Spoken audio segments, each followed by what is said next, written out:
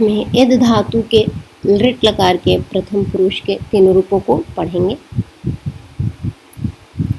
जो कि इस प्रकार है।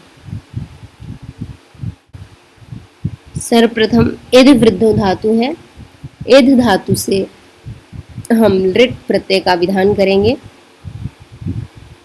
लृट प्रत्यय का विधान करने वाला सूत्र है लृट शेषे च। ये कहता है भविष्यति धातोः लृट प्रत्ययः परश्च भवति क्रियार्थायां क्रियायां सत्यां असत्यां वा। अर्थात भविष्यत काल में धातु से लृट प्रत्यय होता है यदि क्रियार्थ क्रिया हो रही हो अथवा उससे भिन्न जो क्रिया हो रही हो, दोनों में ही क्या होते हैं लृट प्रत्यय और लृट लकार होता है। अतः हम एद धातु से लृट प्रत्यय का विधान करेंगे सामान्य भविष्यत काल में। तो एध लृट ये स्थिति रही। ट की हलंत्य से इत संज्ञा हुई एवं रि का जो री है उसका उपदेश जनुनासिक इत से इत संज्ञा हुआ। उसके पश्चात तस्य लोपा से लोप होने के पश्चात ल मात्र शेष रहेगा, एध ल। इस स्थिति में सूत्र लगेगा तिप तस्थि सिप्तस्थाम बसमस्ताताम झथा साथाम धमिट वही वही।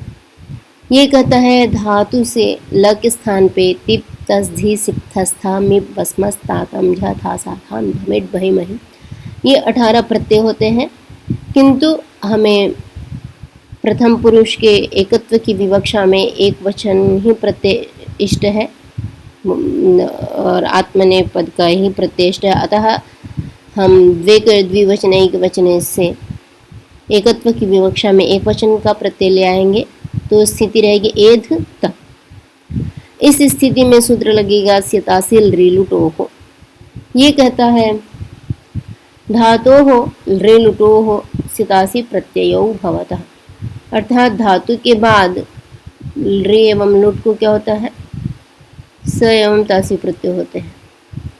तो यहाँ पे रि से लृट एवं लृंग लकार लेना है। अतः यहाँ पे लृट लकार है, लृट का ही ल था उसके स्थान पे हमने ये आदेश किया था। तो अतः ये लृट लकार है, इसको स्या आदेश स्या प्रत्यय हो जाएगा। अतः एध स्या त ये स्थिति रहेगी। इस स्थिति में सूत्र लगेगा आर्ध धातुकम शेष। ये कहता है कि तिंशित से जो भिन्न है उनकी क्या होती है आर्ध धातुक संज्ञा होती है। तो आर्ध धातुक संज्ञा अर्थात ये जो स्या है न ही तिंग है न ही शीत है, अतः इसकी आर्ध धातुक संज्ञा हुई। आर्ध धातुक संज्ञा का फल ये हुआ आर्ध धातुक स्येट् बलादेः। ये कहता है बलादेः आर्ध धातुकस्य इडागमो भवति। अर्थात बलादि आर्ध धातु को इडागम होता है। तो आपका ये हमने स्या की आर्ध धातुक संज्ञा की थी आर्ध धातुकम शेषा से, अतः आर्ध धातु के और बलादि बल प्रत्याहार के अंतर्गत स आता है, अतः बल भी है, इसको क्या हो जाएगा इटागम होगा।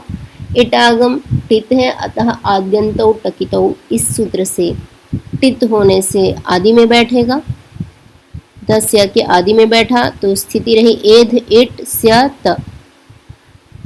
पुनः इट के ट की हलंत्यम से इत संज्ञा हुई एवं तस्य लोपः से लोप हो गया तो स्थिति रहेगी एध ई स्या त। इस स्थिति में सूत्र लगेगा आदेश प्रत्ययोः। ये कहता है इन कवर्गाभ्याम परस्य आदेश प्रत्ययोः सकारस्य मूर्धन्य आदेशो भवति। तो इण तथा कवर्ग से उत्तर, तो ये इण यहाँ पे इण से उत्तर है, अर्थात इण प्रत्याहार में ई आता है, तो इण से उत्तर है। यह जो है ये प्रत्यय का सकार है, अतः इसको मूर्धन्य आदेश हो गया, तो स को मूर्धन्य आदेश श हो गया, अतः स्थिति रहेगी एध ई श त। इस स्थिति में सूत्र लगेगा टित आत्मने पदानाम टेरे। ये कहता है टित लकार संबंधी जो आत्मनेपद पद का प्रत्यय उसके टी भाग को एत्व होता है।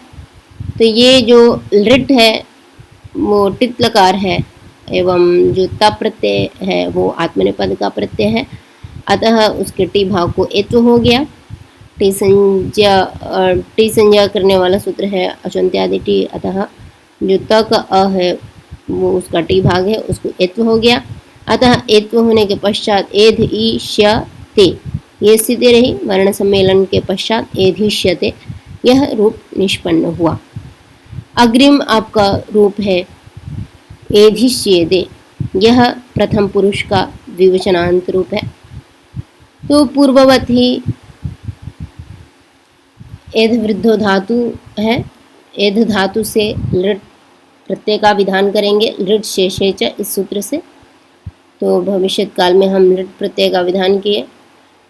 यहाँ पे ट की हलंत्यम से इत संज्ञा एवं ऋ का जो री है उसके उपदेश जनुनासिक से इत संज्ञा एवं तस्य लोपा से लोप करने के बाद ल मात्र शेष रहेगा, तो एध ल ये स्थिति रहेगी।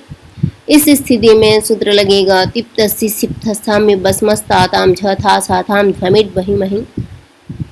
इससे क्या होगा, धातु से ल के स्थान पे ये तिप्तस्सी सिप्तस्था इत्यादि 18 प्रत्यय आएंगे, किंतु हमें प्रथम पुरुष के द्वित्व की विवक्षा में द्विवचन का ही प्रत्यय इष्ट है, अतः द्वेक और द्विवचनैक वचने से हम आत्मनेपद की प्रत्यय द्वित्व की विवक्षा में आताम ले आएंगे। अतः स्थिति रहेगी एध आताम।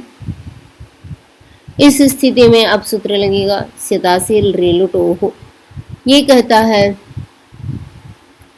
धातोः रेलुटोह स्यतासी प्रत्ययो भवतः, अर्थात धातु से रे एवं लुट को क्या होता है स्य एवं तासी प्रत्यय होते हैं। अतः एध धातु से हम यहाँ पे लृट है तो उसको क्या हो जाएगा स्य हो जाएगा।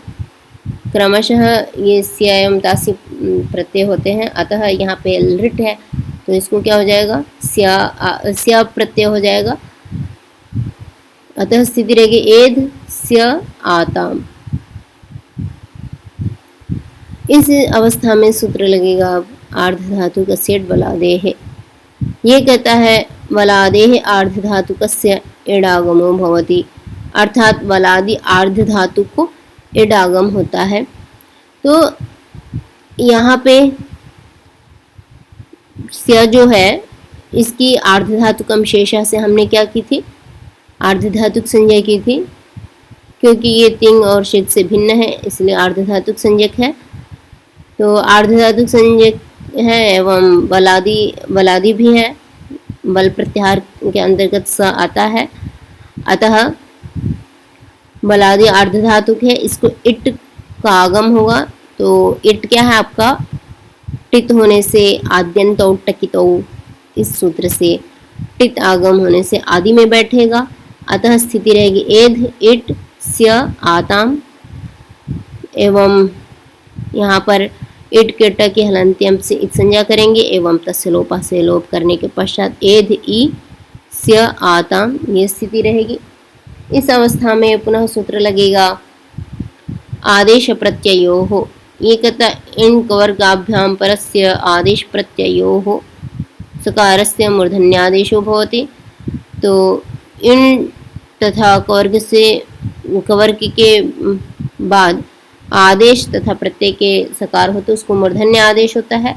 तो यहाँ इण से उत्तर है, अर्थात इण प्रत्याहार के अंतर्गत ई आता है, अतः ई के बाद जो प्रत्यय का सकार है उसको क्या हो जाएगा मूर्धन्य आदेश हो जाएगा।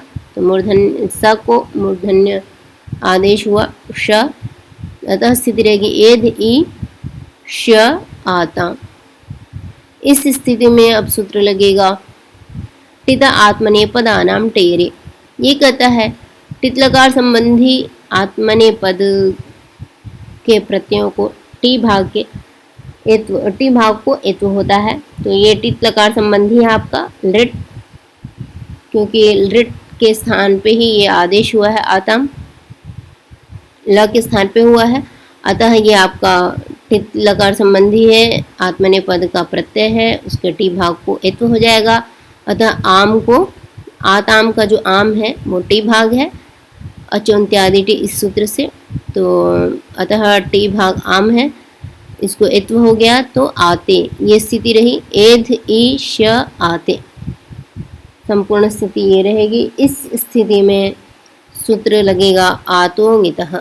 ये कहता है आकारस्य ङिद् अवयवस्य सार्वधातुकस्य इ इत्ययम् आदेशो भवति, अर्थात तिंशित सार्वधातुकम से क्या किए हमने, तिंग और शित की सार्वधातुक संज्ञा होती है, तो ये तिंग है, अतः इसकी सार्वधातुक संज्ञा है।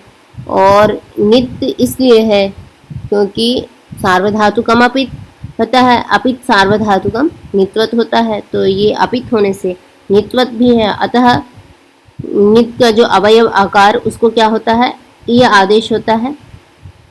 तो ये जो नित का अवयव आकार है उसको यह आदेश हो गया, तो स्थिति रहेगी एद ई श ई ते। तो यहाँ पे स्थिति रहेगी एधिश्य इय ते। इस अवस्था में सूत्र लगेगा लोपो व्योर्बलि।